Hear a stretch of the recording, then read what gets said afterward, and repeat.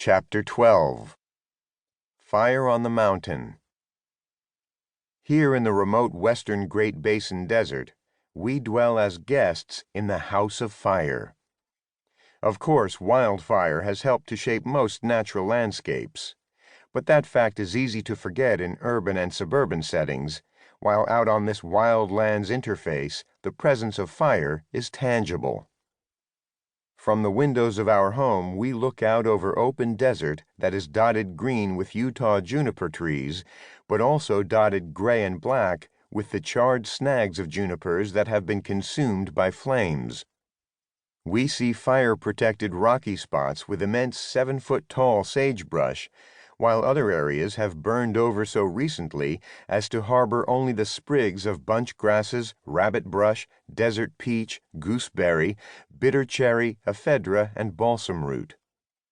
Fire visits our area almost every summer, and the vibrant mosaic of trees, plants, grasses, and flowers visible on the distant hillsides has in fact been produced by flames. Because its presence on the land is so conspicuous, we tend to think of fire as a neighbor, albeit a neighbor who, like rattlesnake and mountain lion, is deserving of immense respect. As a parent, I've worked deliberately to avoid demonizing fire, just as I've resisted misinformed violence toward maligned endemic species like rattlers and scorpions.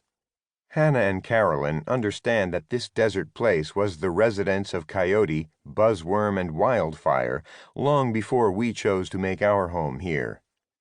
The girls have come to appreciate these neighbors, to offer respect by giving them a wide berth, but also to learn about them and never to encounter them with the irrational fear that too often characterizes human relationships with the desert environment and its creatures.